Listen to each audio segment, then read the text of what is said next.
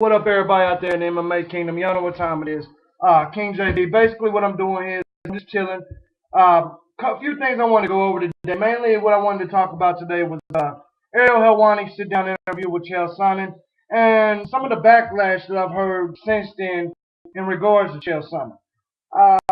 First of all, let me make this clear. I got a lot of respect for Bloodstain Lane and everything he does, but I've told you guys from day one that I'm gonna keep it real at all times, 100%. And I thoroughly disagree with Bloodstain Lane's opinion on Chael Sonnen. I will say this. I do agree with a lot of people that Chael Sonnen sounded like an idiot when he said the gangster shit. But I think he was trying to joke in many ways about that.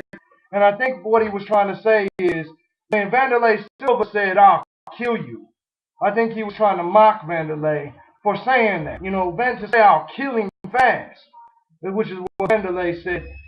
That's a lot of tough talk, man. That's a lot of gangster talk in that. And I think Chael Sonnen was trying to imitate and mock that and make fun of that by saying he was a gangster. So I want to clear that up that I do think that Chael Sonnen wasn't actually saying he was a gangster.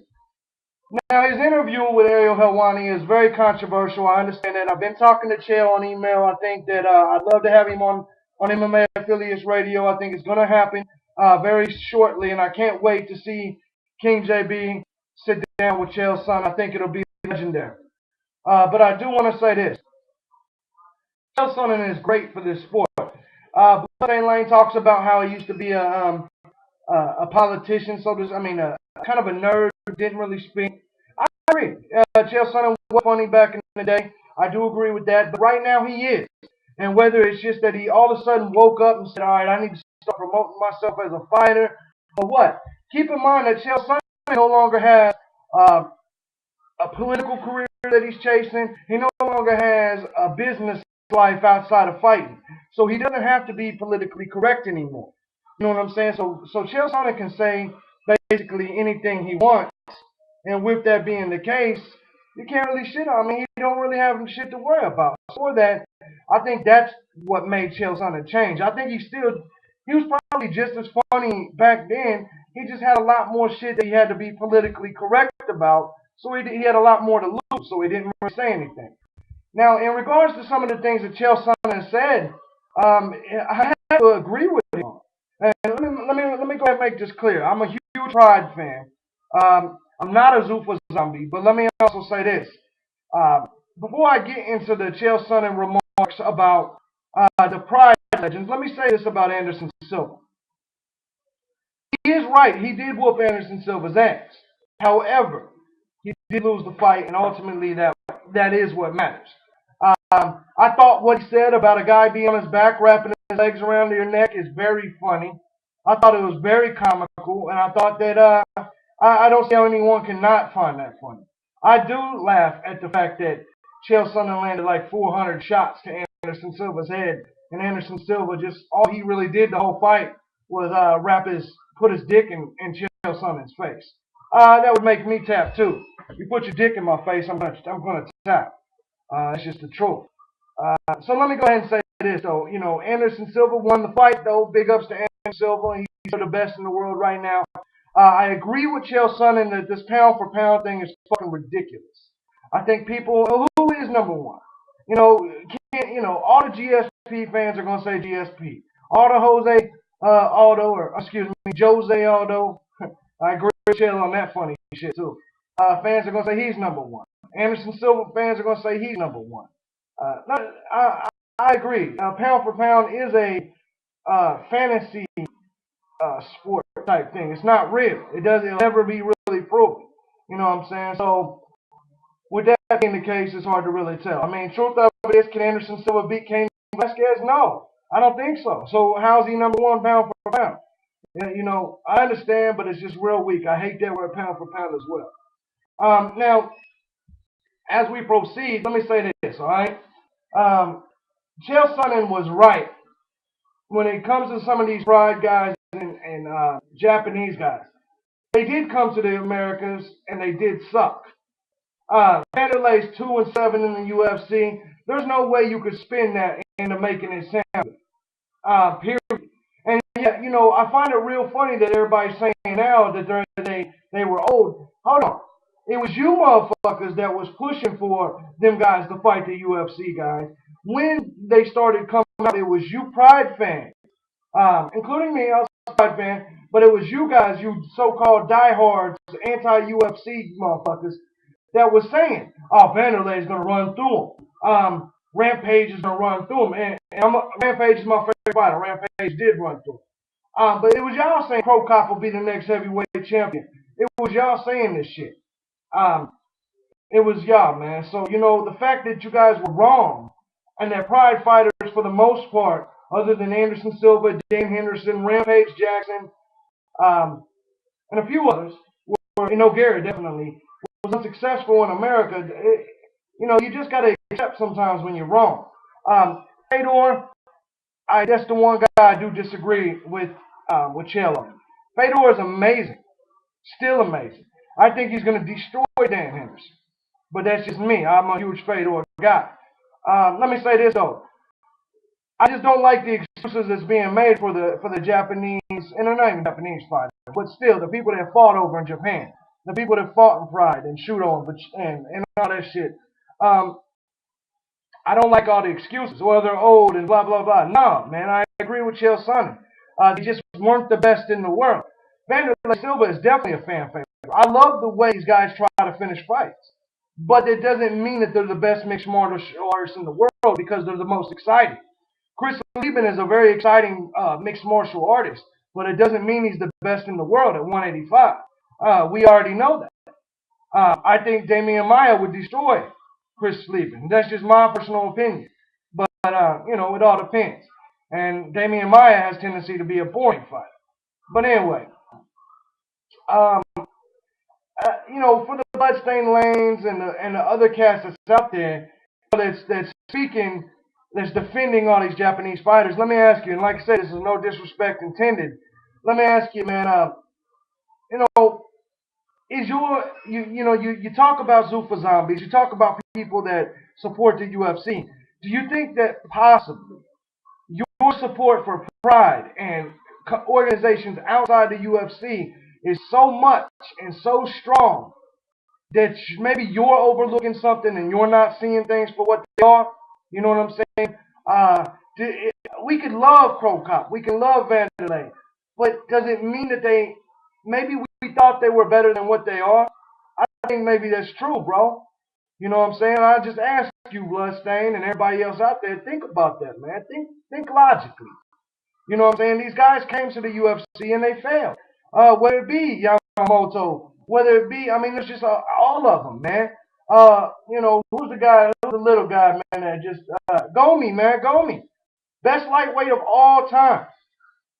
Gets to the UFC and just can't do it. And a lot of people are going to talk about age, and maybe you're right. But the point of it is, age or not, what matters is that they're there and they're not doing it. You know what I'm saying? That's really ultimately what matters. So I ask you guys to maybe just take into consideration, maybe you're wrong. Maybe I was wrong when I thought Vanderlei and Rampage would run through everybody. And Rampage did, but maybe I was wrong when I thought Fedor would finish up undefeated. Maybe I was wrong, maybe you were wrong. But Chael Sonnen, I gotta say, I don't think he was wrong, man. I think he came out. I think he was very serious, and I think on that department, and I think he was right. What do I think about the fights being fixed? I don't think Pride necessarily fixed fights, but I have read somewhere that was a thing. We all know Elite XC tried to. So who's to really say? We don't really know, man. We don't know if they have in the UFC. You know what I'm saying? We just gotta kind of have faith as fans that that's not going on. But the truth of it is, can it? It's been proven that it does. So who knows? Some of these, like I said, man, some of these Japanese fighters and just in general, and some of these fighters outside the UFC, man, let's not overlook the fact that the UFC has the best competition in the world. We saw Antonio McKee get there, a great lightweight. Is he the number one lightweight in the world? No. And he's not going to be. He can't win consistently in the UFC. What's going to happen with Eddie Alvarez and Gilbert Melendez, Shinya Aoki? Can they win consistently in the UFC if they ever get there? Ben Askren, maybe. Who knows? Cole Conrad. You know, just look at all the people outside UFC. And yes, there's great fighters. Hector Lombard. Can they win consistently at the top level in America with UFC opposition? I don't think so. Just be real. You know what I'm saying? And just, I respect them all. I love them all, man. But, you know, will Hector Lombard ever be the UFC middleweight champion? Only after Anderson Silva retires. I don't think he could beat Anderson Silva.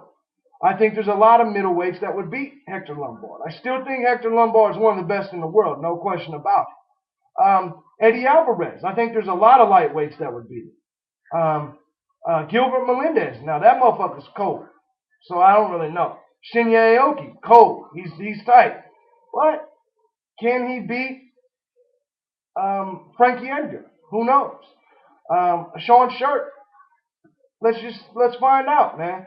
I just gotta say that, you know, before you bash the UFCs and Zuffa Zombies and people that support the best organization in the world, let's be real about it, man. You know what I'm saying? The biggest, you know, competition is there.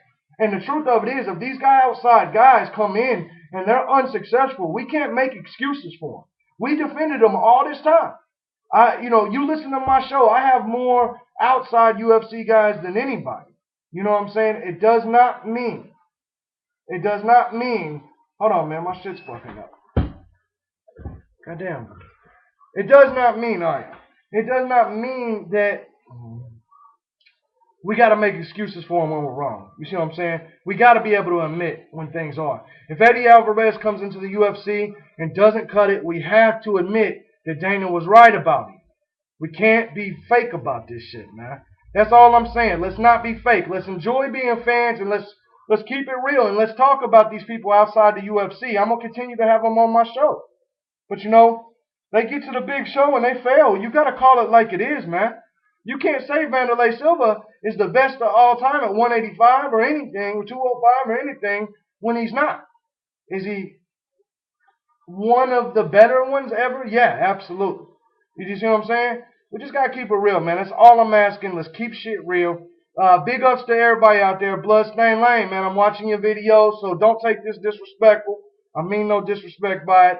I'm just being honest, man. I saw your video against Chael Sonnen, and it was a very good video. Entertaining, man. The whole Godfather looking thing, the whole Mafia look to you, man, I thought was very impressive. Very good shit. Very entertaining. Good job with that, man. Good job with your videos. Good job with your production. Like I said, man, you made a fan out of me. I watch your videos, man, so good shit.